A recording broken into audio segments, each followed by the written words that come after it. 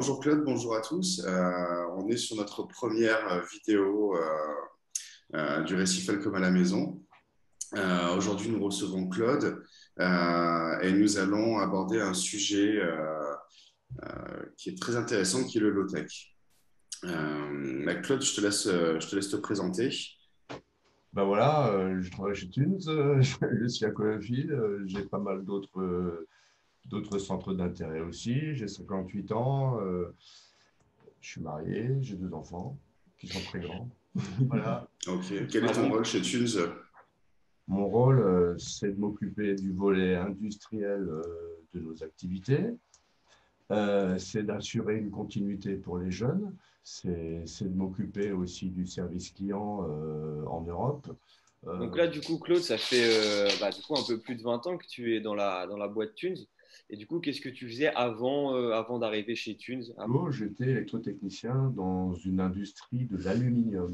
Alors, une industrie lourde où je m'occupais d'électronique de puissance, des moteurs de 10 000 ou 15 000 chevaux. Vous voyez qu'aujourd'hui, ce que je fais chez Toons, c'est du modélisme. Ouais.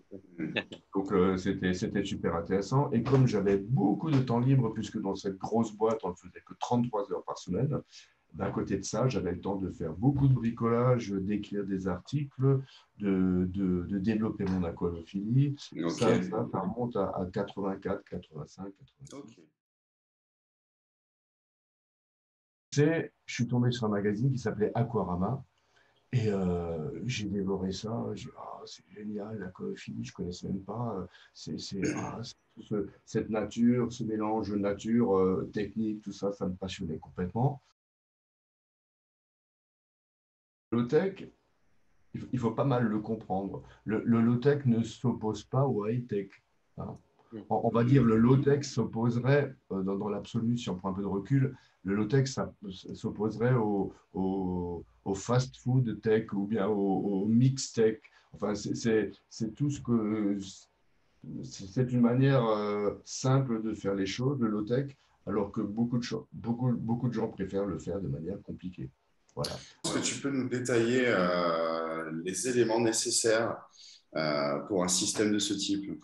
C'est un bon éclairage, des pierres vivantes, un brassage et un écumage. Je fais mes changements d'eau, je rajoute de l'iode deux fois par semaine d'ailleurs. Je rajoute de l'iode et à part ça, je ne fais rien, plus le rack, bien entendu. Et dans le rack, il y a quelque chose d'important, c'est l'aragonite. Cet aragonite se décompose à l'inverse de son élaboration. Donc forcément, je rajoute par ce biais des doses de strontium et d'un tas d'autres choses que je ne maîtrise pas non plus, hein. Mais quand je fais un ICP, l'ICP que j'avais fait l'automne dernier, j'avais un ICP qui m'avait donné la note grandiose de 99% pour la composition de l'eau. Et, euh, et donc, c'est comme la preuve que ça marche pas mal comme ça, hein. Est-ce que tu pourrais nous résumer trois grands avantages pour toi du low-tech, trois choses qui pourraient avantager cette méthode-là par rapport à toutes les autres méthodes qu'on peut trouver Alors, je vais vous parler de manière simple, c'est des avantages financiers déjà, hein. Le fait de faire quelque chose de low-tech, ça permet de réduire ou d'adapter son budget. Je ne pense pas que quelqu'un ait trop de budget. Dans ce cas-là, il faut faire autre chose. Ça permet aussi d'avoir quelque chose de maîtrisable parce que, je vais vous donner un exemple. Il y a plein de gens que je connais qui ont perdu leur bac pour des problèmes de calibrage, d'ordinateur qui se plante, de pompe de dosage qui a mal dosé, etc. Quelles seraient les limites liées au low-tech? La limite du low-tech, moi, j'en vois pas, hein, franchement, j'en vois pas. Mhm. J'en Peu vois importe pas. le volume du bac ou Non, mais parce que j'ai déjà eu de si beaux bacs, c'est dommage, à l'époque, on ne faisait pas des photos comme ça. J'ai déjà eu de si beaux bacs qui étaient uniquement équipés d'un filtre sous sable. Mais sur le filtre sous sable, il y avait une pompe de gros débit. J'ai fait des trucs tellement chouettes qui ont duré parce que faire un bac sur 6 mois, c'est pas un problème, hein. bien Là, je peux sûr. vous faire un récifal où vous allez tomber à genoux en récitant de Notre Père, juste avec un filtre sous sable. Mais il faut voir, ça donne quoi au bout de 2 ans? Parce que 2 ans, c'est la limite où on peut dire, ouais, un système marche. Si je devais refaire un bac aujourd'hui, en ultra low-tech, on va appeler ça comme ça, parce qu'il y a toujours un degré au-dessus, ben, ce serait simplement une cuve avec plein de coraux au sol, quelques pierres vivantes, pas besoin d'en mettre des tonnes, et puis des boutures, beaucoup d'éclairage, beaucoup de brassage, un traitement d'eau adapté, et je vous assure que là, 20 ans après, vous avez encore votre bac. Mais on va dire trop d'automatisation, ça tue l'automatisation. Alors, il y a des automatisations qui sont essentielles, qui sont, je prêche toujours pour ma paroisse, ou bien que je bosse chez Tunes, mais l'osmolateur, c'est quelque chose de super important. Parce que l'osmolateur s'appelle osmolator. Bien sûr, on aurait pu l'appeler à l'époque autrement, mais Norbert Tunes, à l'époque, il ne cherchait pas un régulateur de niveau d'eau. Il cherchait un appareil qui permette de garder la pression osmotique des organismes vivants dans l'eau, des organismes aquatiques. Il cherchait à garder cette pression osmotique constante. Donc, le mot osmolator, ça venait de osmoregulator, ça a été contracté, et c'est un appareil qui garde la pression osmotique dans les cellules, qui la garde constante. Alors bien sûr, c'est vulgairement un régulateur de niveau d'eau, mais quand on le voit sous l'angle d'osmolator, on voit ça différemment. Et l'osmolator, justement, il a permis de garder des animaux fragiles dans un bac, parce qu'il faut savoir qu'avant que Norbert invente ça, c'était dans les années 84, 85. Avant ça, hein, on allait, on rajoutait de l'eau dans son bac, et puis voilà. Et chaque fois, ça faisait des différences de pression osmotique. Les coraux, c'est aussi pour ça qu'une grande partie des coraux ne pouvaient pas être gardés. Les poissons sont un peu plus tolérants. Mais à partir du moment que la régulation de niveau d'eau a été introduite en aquariophilie par l'osmolator à l'époque, puisqu'il n'y avait rien d'autre, hein, de toute manière, ça a permis de garder des organismes plus fragiles, des hippocampes, des coraux, des choses comme ça. Et ça fait partie, par exemple, de l'automatisme indispensable.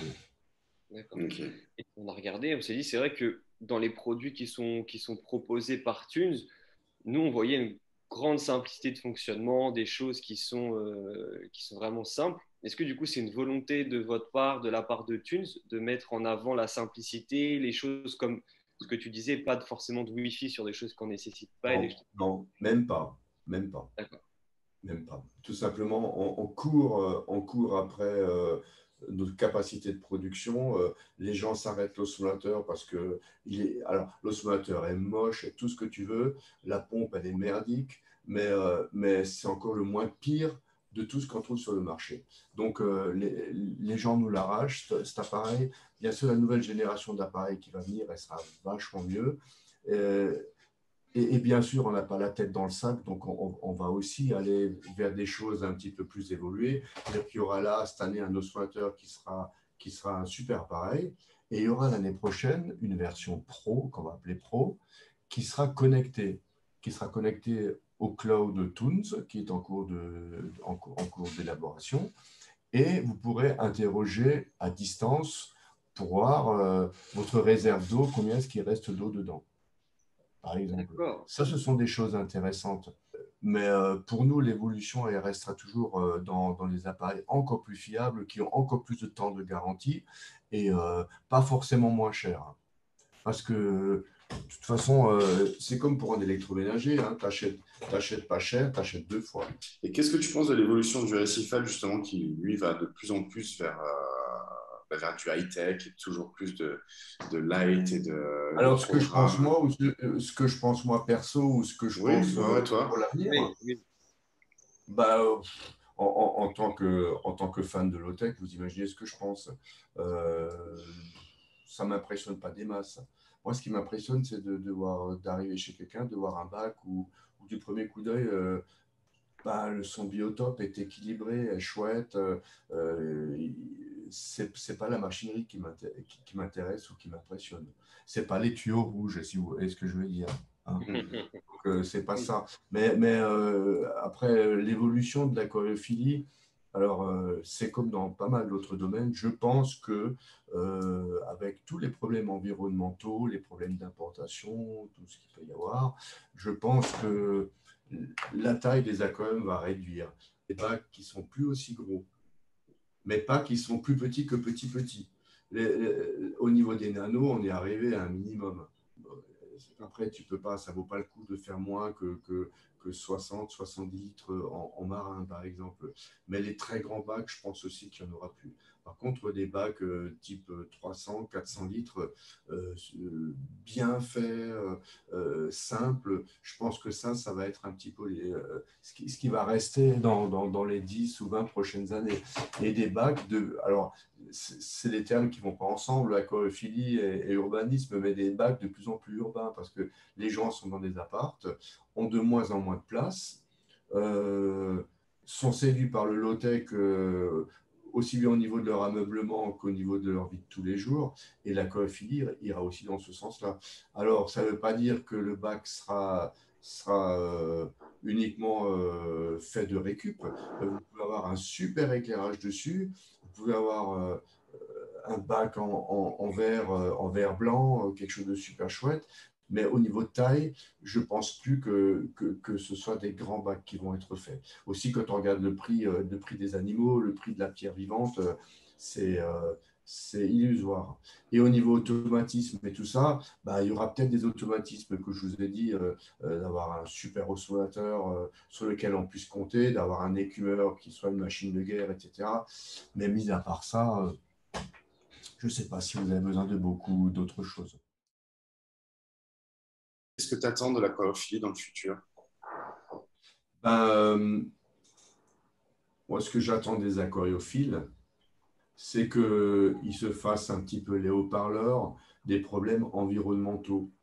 C'est aussi, c'est aussi aux aquariophiles de protéger leur hobby, parce il y a toute une gamme d'écologistes qui aimeraient tout arrêter. Et d'un autre côté, il faut quand même protéger ce qu'on fait, quoi. Là, tu me parlais d'un nouvel oscillateur. Ouais, mais il y aura aussi surtout fin de l'année une Stream 4. Ok. Alors, vous Et me dites, tu peux nous dévoiler un petit peu ce qu'il va y avoir ah, de tout nouveau petit sur peu, ces produits? la Stream 4, ça n'est malheureusement qu'une pompe à hélice, hein. Ce ne sera pas autre chose. Ce Ok. sera qu'une pompe à Oui, bien hélice, sûr. mais c'est une pompe qui sera ronde, réglable en 3D et qui aura des performances incroyables, Ok. qui consommera qu'une dizaine de watts pour des performances qui seront celles de nos pompes les plus puissantes aujourd'hui, qui sera bien sûr ultra silencieuse, hyper équipée, garantie 5 ans. On a chez nous un collègue de travail qui est maintenant dans la boîte depuis à peu près 2 ans, qui a un master, ça c'est des choses, il n'y a que chez nous que ça existe, un master dans les turbines. Un master dans les turbines. Il est passionné de turbines. Ok. Il est passionné de turbines, il est hyper doué. Euh, il, a, il a inventé une hélice de pompe. Quand vous verrez sortir cette hélice, vous direz chez Toons, ils sont tombés sur la tête. Une hélice hyper performante qui a une forme bizarre et en fait qui permet de faire des grands flux d'eau.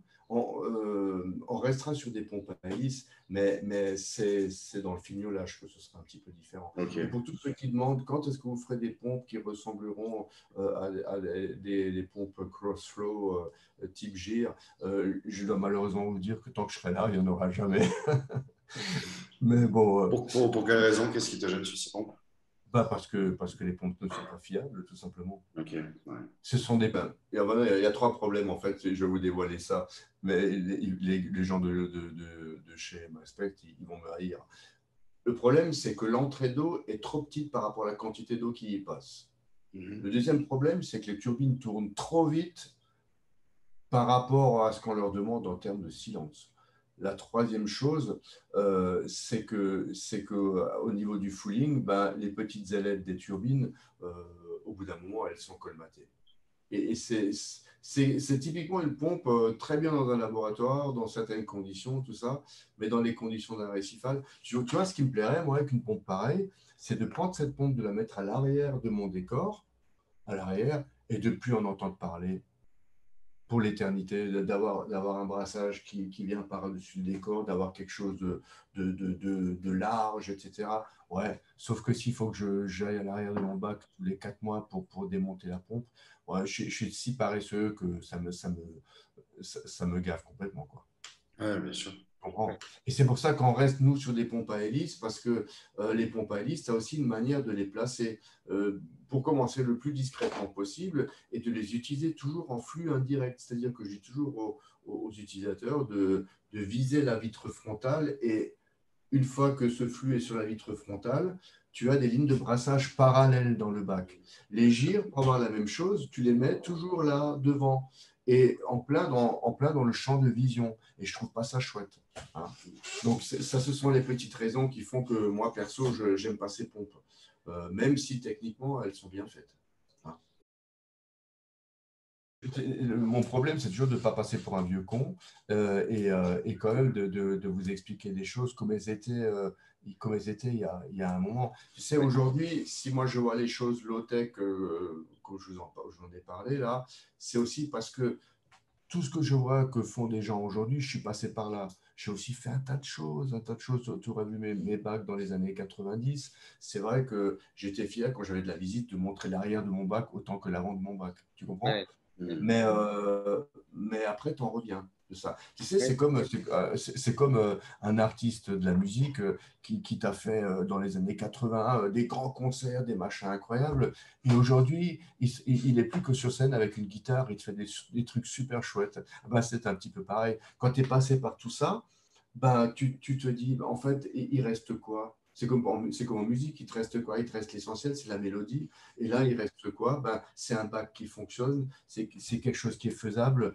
Et si je peux transmettre quelque chose aux nouvelles personnes, c'est que ben, faites les choses de manière simple.